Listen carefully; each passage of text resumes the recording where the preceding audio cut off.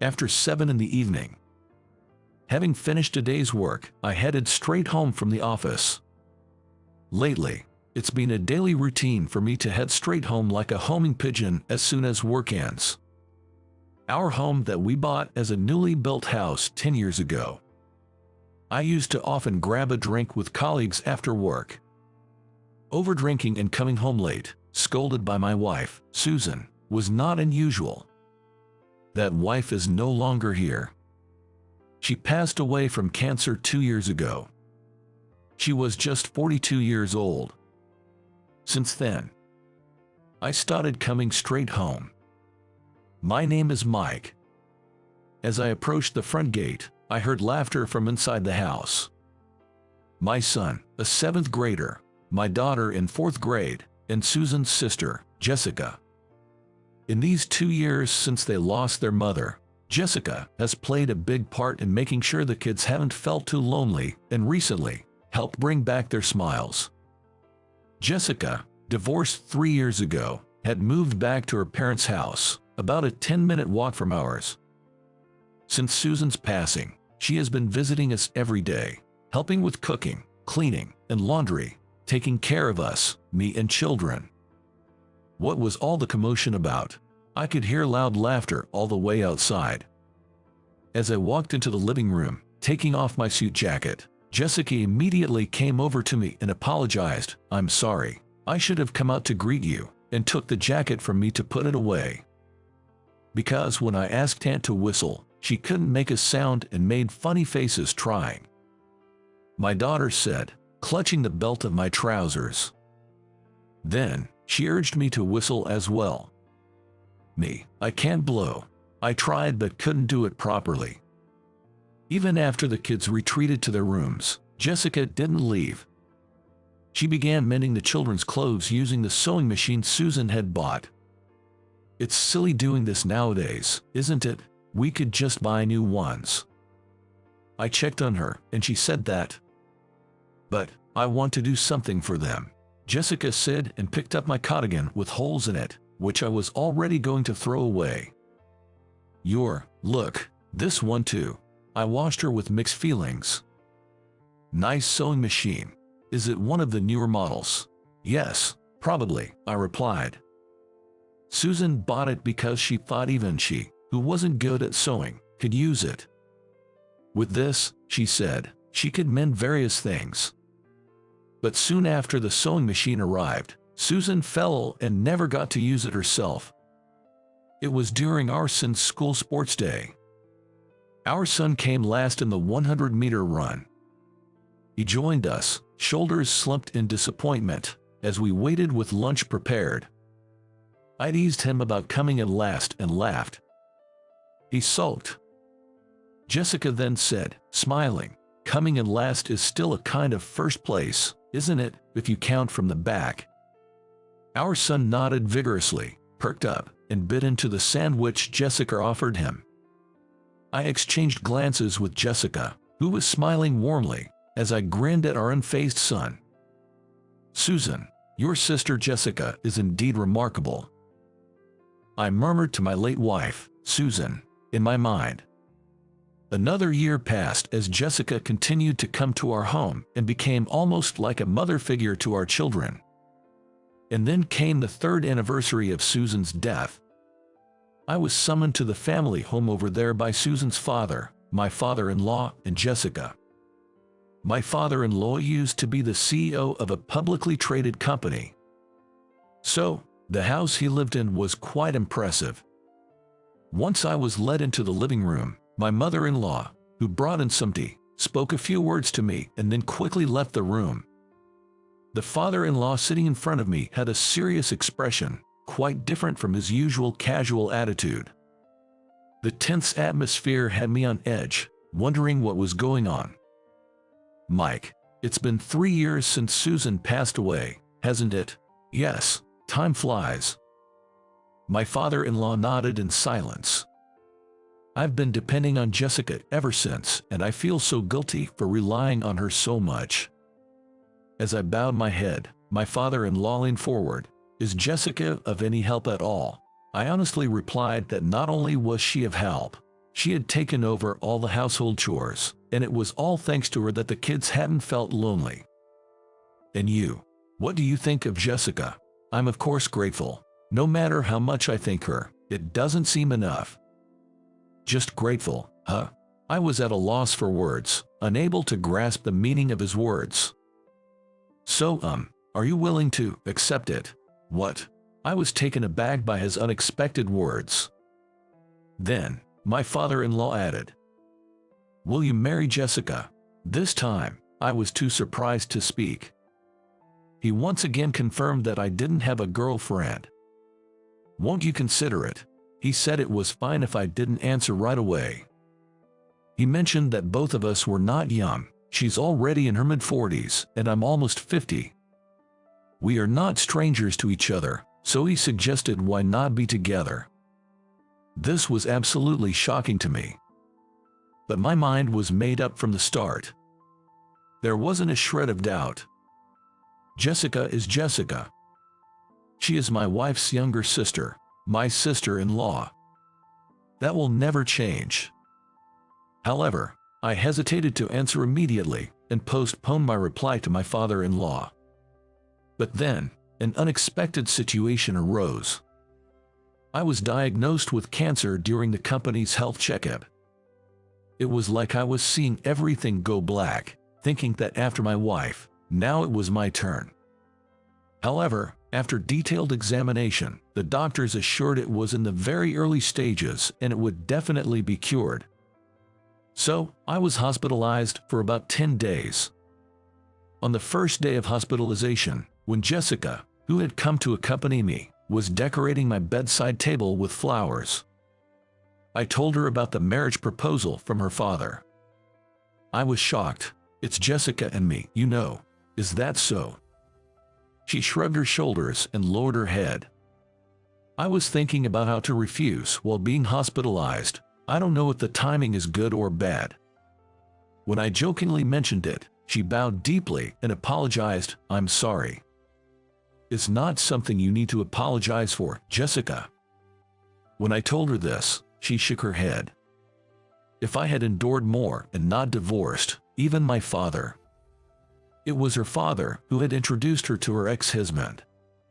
He was an employee at the company he valued, and Jessica had met him several times before deciding that she could marry him. However, once they started their married life, it became apparent that his intentions were to win over his father-in-law, who was the CEO. He often left home and had a bad reputation among women. Moreover, he acted irresponsibly in the company, taking advantage of his position as the CEO's son-in-law. My father, he was deceived by him too. After the divorce, he had apologized to her when she returned to her parents' home. So, I think my father feels guilty towards me. That's why he made such a request to you. I too had, vaguely, heard not so good things about Jessica's ex-husband. I can understand your father's feelings, but a relationship between you and me is out of the question. When I blurted this out, she turned to me resolutely. Exactly, you're absolutely right. I'll convey this to my father. Yeah, no, but wait, I'll say it myself when things settle down. I was the one who had received the consultation from my father-in-law. I thought it was proper for me to respond myself. The day of discharge arrived. Jessica had offered to come to help, but I politely declined. Having nothing to do during my hospitalization, I spent the day lost in thought. I wondered if my indulgence with Jessica was the reason my father-in-law had come up with such an absurd idea. Therefore, I decided it was best to gradually distance myself from Jessica. I took a taxi from the hospital to my home. I called Jessica on the way. "It's all right, you don't need to be here tonight. I'll order some pizza, the kid's favorite, as a celebration for my discharge." When I conveyed this, she quietly responded, "Understood." That night, as I had told her, while having delivery pizza for dinner, I asked my children if anything had changed at home while I was hospitalized. "We were totally fine even without you, Dad." "Really? Even my daughter nodded yes in agreement, so I burst into laughter with the kids. I could tell that both my son and my daughter were genuinely happy that I had returned safely. However, Auntie was acting a bit strange. My daughter mentioned as if she just remembered. When I asked how strange, it turned out she had been drinking alcohol in the kitchen while preparing dinner. My son agreed. As far as I knew, Jessica was not exactly a heavy drinker, and she never actively chose to drink. I didn't know what had happened to Jessica, but I had an intuition. I was sure it had something to do with the marriage talk between her and me that my father-in-law had brought up. The next day, I contacted my father-in-law as soon as I could. He too had something he wanted to talk to me about. I heard it from Jessica. She wants you to stop worrying unnecessarily. She's concerned you are troubled because of me. Even though I had asked her to keep it a secret, she had spoken to my father-in-law. He apologized, wishing the talks of marriage with her had never happened. I was more worried about Jessica. So, I told him what I heard from the kids. Eventually, I must have pressured Jessica about marriage, not once but twice. She was drowning her sorrows with liquor because of this. My father-in-law told me not to worry anymore because he had called off the marriage proposal with me. I requested him to convey to Jessica that she doesn't need to visit us every day as before. My father-in-law, agreeing, hesitated a bit before starting. Actually, this was about 6 months before my wife Susan passed away. When work finished earlier than planned, he visited Susan, and they were left alone. "Hey, Dad, I have a favor to ask." Susan apparently approached him. She had a request regarding me and the kids for after she was gone. He tried to encourage her, telling her not to be faint-hearted, but it seemed that she had come to terms with the fact that she didn't have much longer to live. "After I'm gone, Dad, could you mediate between my family and Jessica?" He was dumbfounded by Susan's words. However, Susan continued calmly, lying on her bed, gazing at the ceiling. She can entrust the kids to her younger sister Jessica with peace of mind. Indeed, the kids had warmed up to Jessica, who often visited us. He was at a loss for words. He could have just agreed to soothe his suffering daughter.